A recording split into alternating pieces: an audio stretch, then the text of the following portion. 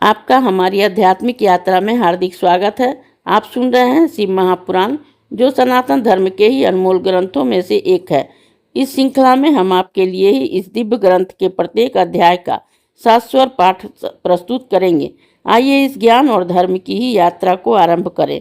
भगवान महादेव की महिमा और उपदेश से ही सजी इस पावन कथा के साथ ही ओम नमः शिवाय। 29वां अध्याय, दूत संवाद।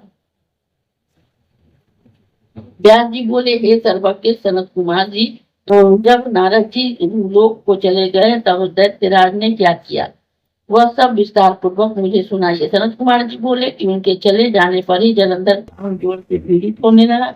उसकी बुद्धि भ्रष्ट नष्ट हो गई। उसने अपने सही के नामक दूत को बुलाकर तालाब पर जाने की आज्ञा दी और कहा कि वहाँ एक जटाधारी शंभु नामक योगी रहता है। उससे मेरा ही पराक्रम और सब ईश्वर कहकर उसकी सर्वांग सुंदरी भार्या को मेरे लिए मांग लाओ। तब ऐसे वचनों को सुनकर ही वह दूत शिव के स्थान में पहुंचा, परंतु नंदी ने उसे भीतर सभा में जाने से रोक दिया। किंतु वह अपनी उग्रता से ही शिव को सभा में चला ही गया और शिव के आगे बैठकर उसकी आज्ञा लेकर संदेश का सुनाया जो दैत्यराज ने कहा था। फिर तो उस राहु नामक दूत से ऐसा कहते ही भगवान शूलपाणी के आगे पृथ्वी से तोड़कर एक भयंकर शब्द वाला पुरुष प्रकट हो गया, जिसका सिंह के समान ही मुख था और जो मानो दूसरे नरसिंह ही था। वह दौड़कर राहु को खाने चला। राहु बड़े जोर से भागा, परंतु उस पुरुष ने उसे पकड़ लिया। उसमें शिव जी के शरण की लिए अपनी रक्षा मांगी। शिव जी ने उस पुरुष से उसे छोड़ कर देने की कहा, परंतु उसने कहा कि मुझे बड़ी जोर की भूख लगी है, मैं क्या खाऊंगा। महेश्वर ने कहा, यदि तुझे भूख विशेष बाधा देती है तो शीघ्र अपने ही हाथों और पैरों को मांस भक्षण कर ले। शिव जी की आज्ञा से वह पुरुष शीघ्र ही अपने हाथों पैरों का मांस भक्षण कर दिया।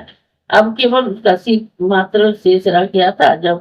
तब उसका ऐसा नेतृत्व देखकर शिव जी ने प्रसन्न हो उसे अपना आज्ञा पालक जान अपना परम प्रिय गण बना लिया और कहा कि मेरी पूजा के समान अब तेरी भी सदैव ही पूजा होती रहेगी, और जो तेरी पूजा न करेंगे वह मेरे प्रिय न होंगे। शिव जी के ऐसा वर पाकर वह पुरुष को भी बड़ी प्रसन्नता हुई। उस दिन से वह शिव जी के द्वार पर स्वामी प्रीति मुक्त नामक गण होकर ही स्थित रहने लगा। इस अध्याय के श्रवण हेतु आपका हृदय से धन्यवाद। हम आशा करते हैं कि शिव महापुराण की यह दिव्य कथा आपको आध्यात्मिक शांति और गहन ज्ञान प्रदान कर रही होगी।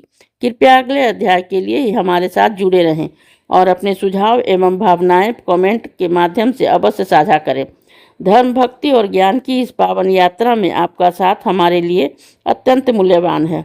ओम नमः शिवाय। यदि यह प्रस्तुति आपको पसंद आई हो, लाइक करें, कमेंट करें, सब्सक्राइब जरूर करें, बेल आइकॉन दबाना ना भूलें ताकि अगला अध्याय आपसे छूटे नहीं, और इस पावन ज्ञान को ही शेयर करें अपने परिवार और मित्रों तक।